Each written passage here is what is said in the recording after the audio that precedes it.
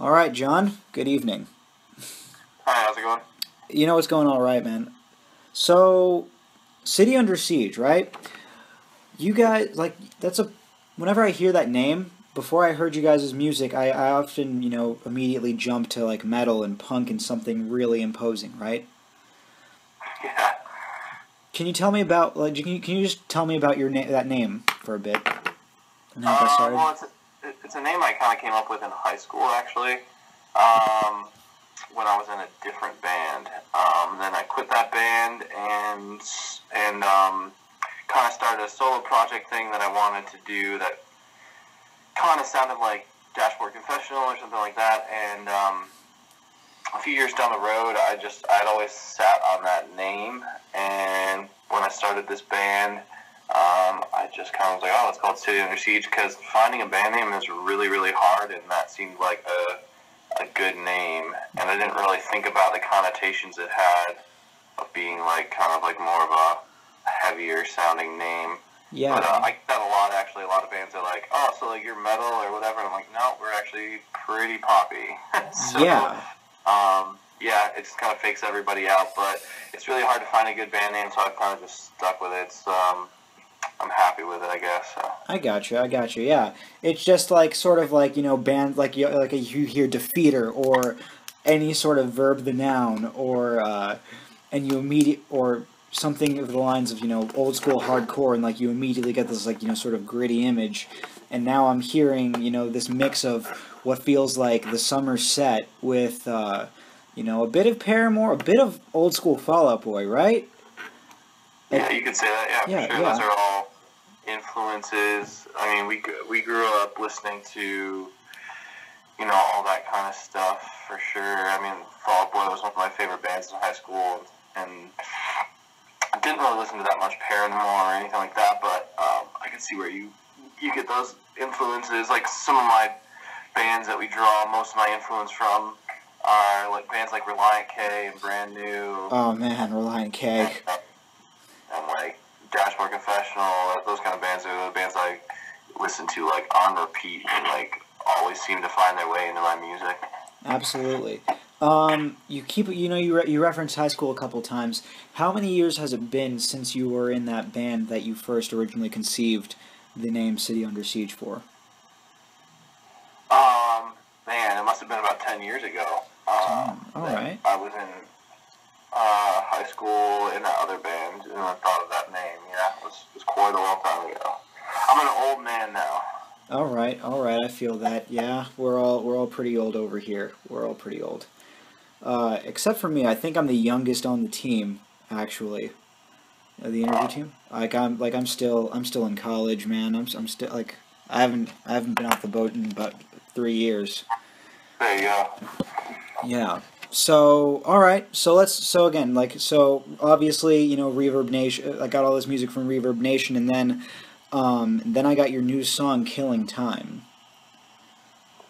I really enjoyed that because it feels like, in addition to taking those power pop influences that you described and you have influence from, you also took this in this more indie alternative direction, right? Yeah, I feel like that song kind of. I wrote it real quick one day, and it kind of it came after I was listening to a lot of Mumford and Sons, which I feel like yeah. I definitely heard Mumford in there. Yeah, so I think that's kind of like what influenced the sound of that. And our whole new record that we just finished recording that's coming out later this year is kind of all geared towards that. There's no more acoustic songs, but there's a lot more acoustic guitar in it. It's a lot more like it's just a very more like matured sound compared to like the super like poppy stuff that we've been doing in the past. Absolutely. So tell me about the recording process for this album. Tell me about how you guys first came up with it, and then you took it through the writing process, and then you actually laid it all out. Well, writing for us is really me writing most of it. So it's like, what I did first was I I've been really, really wanting to work with a guy named Mark McCluskey, who's done like albums with Weezer and Motion City Soundtrack and Alistair and a lot of my favorite bands. And I contacted him last year, and he lives in New York City now. So I contacted him, and he loved my ideas that I had. I just sent him a few like acoustic tracks of me like just playing in my living room of like, this is the kind of direction I want to go with our band. Like, what do you think? You want to work with us? And he loved it, and so we connected, and I just flew out to New York City, and we just sat in his apartment for a week and wrote the whole record in a few days.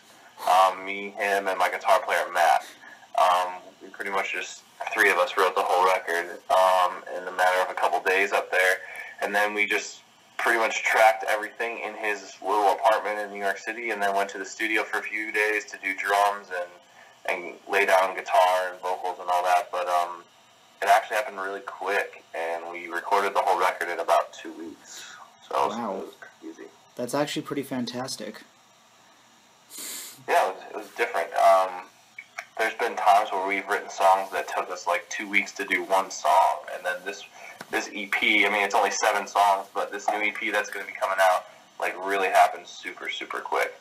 Which is weird because Killing Time, the first single off of it, we actually didn't record with Mark. That was the only song we did back in Buffalo, actually. We did it at the Goo Goo Dolls studio, and we worked with a guy named Jay Zabricki on that, and Robbie from the Goo Goo Dolls owns a studio that we did that one in.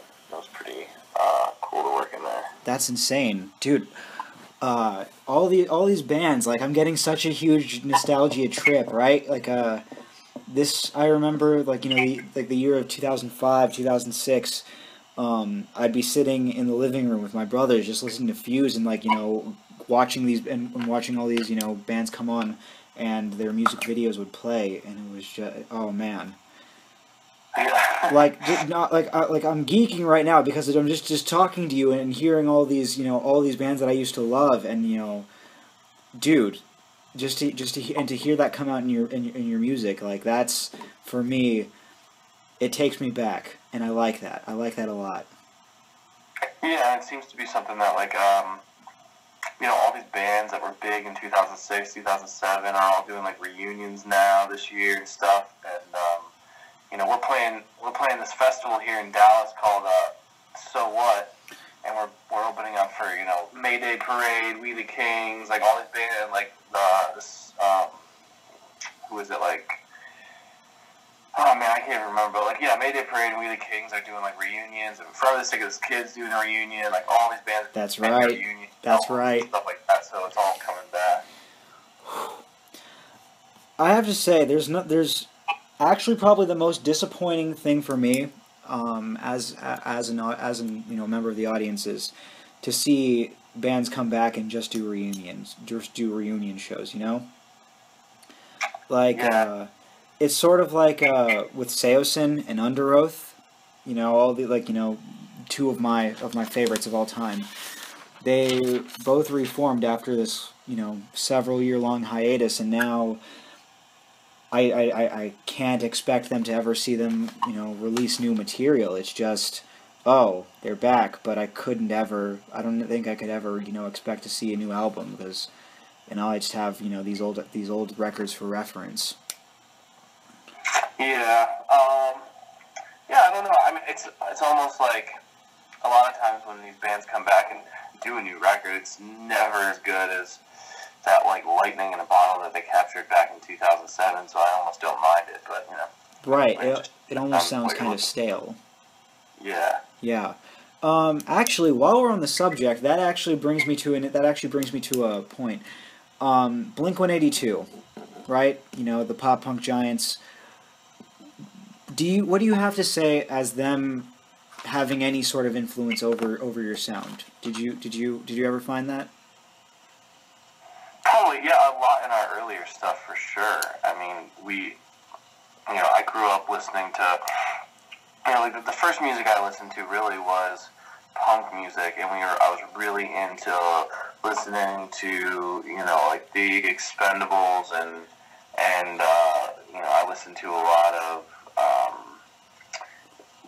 like pop punk stuff too, like, Blink-182, Sum 41, that kind of stuff. So that obviously was like my first delve into music, really, was listening to all of that kind of stuff. I feel like, so that had my earliest influences. If you ever heard my old bands or like our original stuff, it sounds very, very, very much like Blink-182 and that kind of stuff. But I feel like a lot of bands start there and mature from there. So it's kind of like a normal progression of things to where we are now.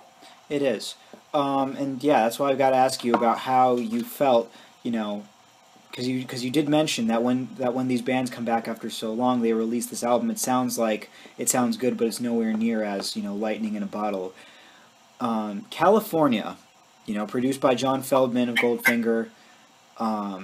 Obviously, it's a nice look back on the era of Blink, but in your eyes, what do you think of it as as a standalone CD in their discography?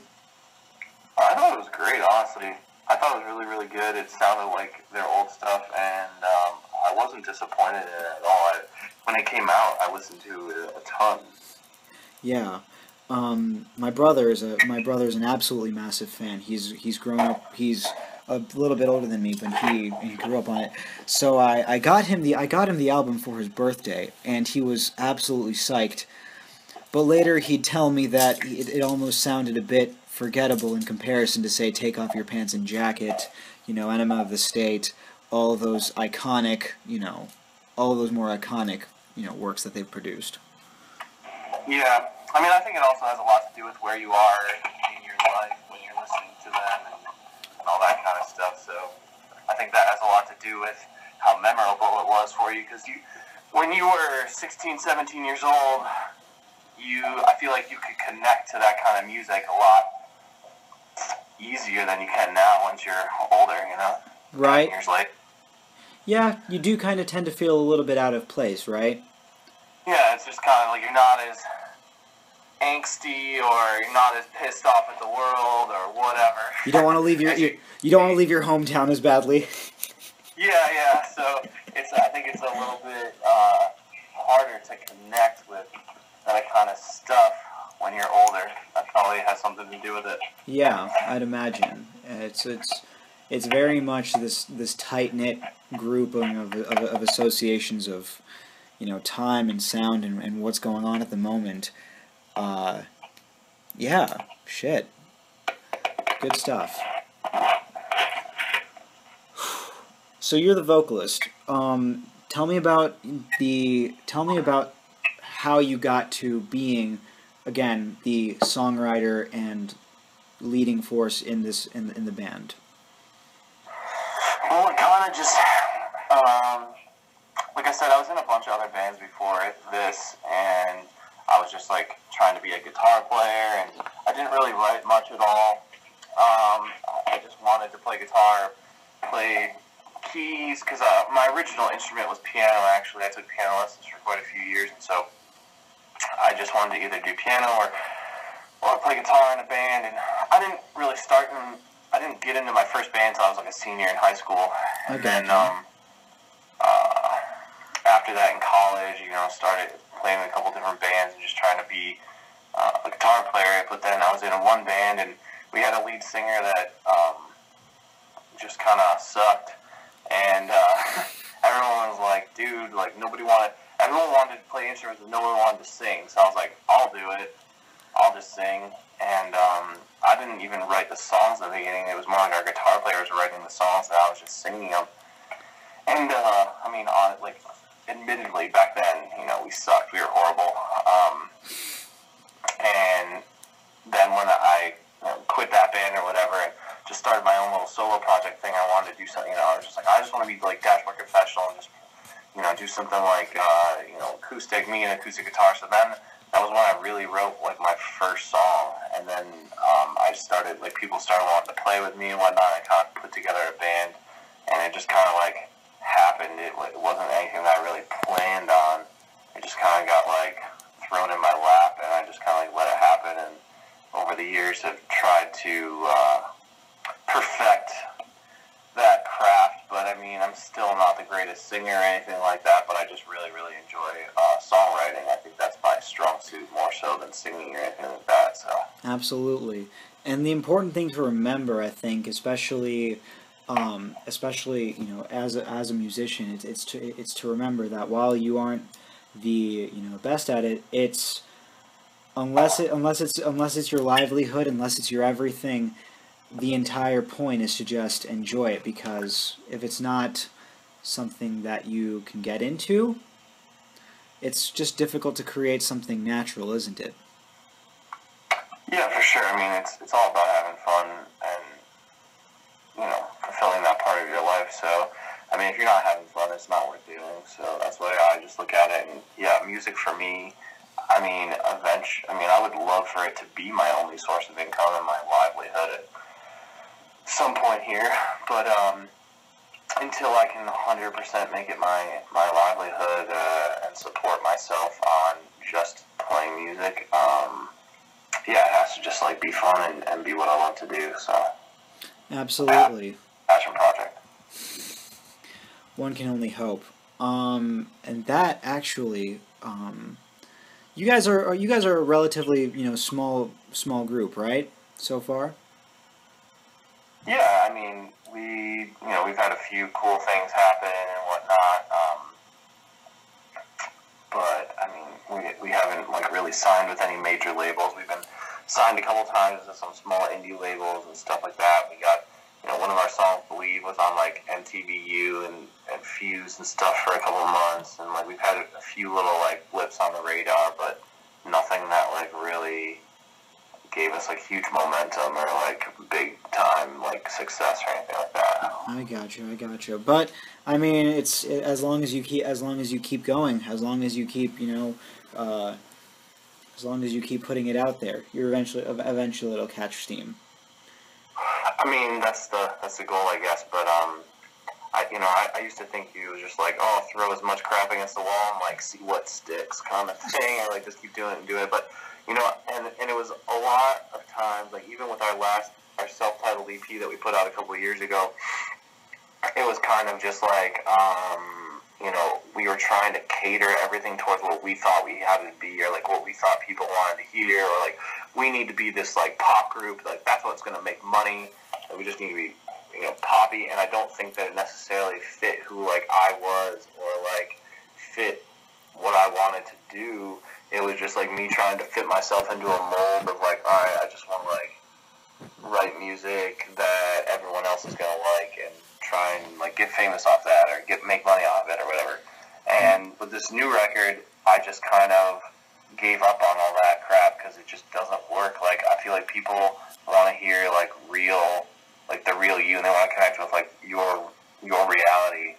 And so I just wrote this whole new record like totally. Like, I just threw out everything like, all right, I'm not going to try and write a pop hit. I'm not going to try and write, like, a song that sounds like anything. Like, I'm just going to write songs that sound like City Under Siege and songs that, like, come from my heart. And, like, I'm going to write shit that I want to write and not worry about, like, if people are going to like this or not. And obviously we haven't put anything out yet, but I've been, I've shown the tracks to some friends and some close business associates and whatnot, and people are like, I think that we accomplished that with this new record, just writing from like the heart and writing songs that I connect with instead of worrying about if the audience is going to connect with it. That's perfect. That's exactly it. I honestly think that people have a very distended view of how musicians operate. Does that make any sense? Like, they'll hear a song that they don't particularly like, and they'll immediately assume that that the band in question just wanted to write a pop hit, that they just wanted to, make something that everybody likes listening to, and it's ear candy, and therefore it's good. It's good to go off the press. But I also feel like that's very much an oversimplification of what the artist is about, because You know, you see all these, you know, you see all these different experimental bands. You see all these, you know, rock, everything from rock and metal to hip hop, and you know, they release something that sounds somewhat predictable, that sounds somewhat that you can, you know, get down to, and everybody immediately assumes you're a sellout, and I disagree with that. Yeah, I mean, there's only so many chords you can play and so many chord progressions. They've pretty much all been done before, so it's just a matter of putting your own spin on something and trying to make something new and fresh. And I think that's what every musician is striving for, is to make something fresh and new that, like, sounds different, because honestly, everything's already been done. It's just like, how are you going to flavor the music? How are you going to present it and dress it up and make it your own? Because it's really, really hard nowadays to make something that's unique and different. So it's all really coming down to if you can make something that's real. I think people are just looking for real, and they're looking for something they can connect with, at least with our style of music, like just, you know, playing, you know, we're just like a pop indie rock band, you know, like it's just like, it's got to be like real. And I think that's what we are striving to do now, because I'll be the first one to admit, for years I was just trying to write stuff that I was like, well, I want to sound like, you know, I want to make our sound, like, I want to write a song that sounds like One Direction, or I want to write a song that sounds like this band or that band, and it just doesn't work when you're trying to always be somebody else. Like, you just be yourself and let yourself come out in the music. Absolutely. And it's in addition to being a matter of originality for the audience, for the actual band, it also needs to be a matter of something original for the listener, and to see and to hear something that sounds forced, to hear something that sounds like you intentionally put yourself within this box to try and make something. That's the biggest turnoff that anybody can have when listening to music, right? Yeah, for sure. I feel like people can read right through it a lot of times, and they're like, "Oh man, this is just a band that wants to be like another band," you know. So, yeah, like these guys intentionally jocked Pierce the Veil, or these guys are basically Under Oath, or you know, hell, these guys are basically Fall Out Boy but with less melody, like. Yeah, exactly. Yeah, and you're always never going to be as good as the band you're trying to be. That's why you need to just be yourself. So. Exactly, because chances are you probably have something that's, you know, in far more abundance than whatever they did. You know, you guys draw influences from Paramore, from One Direction, and I was listening to your sound, and I hear, you know, a little bit of glitz, and I hear a little bit of, you know, almost flair to it that I can't really place in the other bands that I just mentioned. It has this youth to it that even in 2017 still sounds so fresh. Well, that's awesome. I'm glad you hear that, man. Yeah, yeah, man. I'm glad that came out in it, but yeah,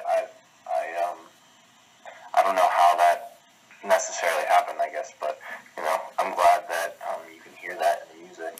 But yeah, that's what I'm trying to get at, is that when you stop thinking about what you're trying to do and you just kind of roll with it, everything turns out so much better.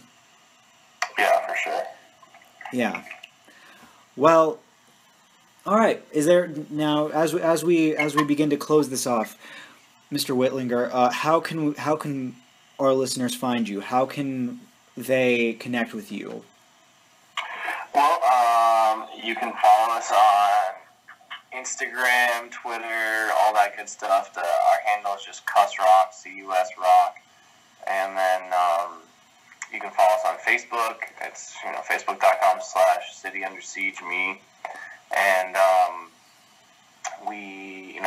our music's on Facebook and Reverb Nation. And you can also, if you want to just stream our music, we're on Pandora, we're on Spotify, we're on Apple Music, we're on Amazon, we're on everything. So, you can find us literally any digital media outlet, we are on it. So, it's really, really easy to find us and listen to our music for free. And obviously, you can look us up on YouTube. We got a bunch of music videos on YouTube.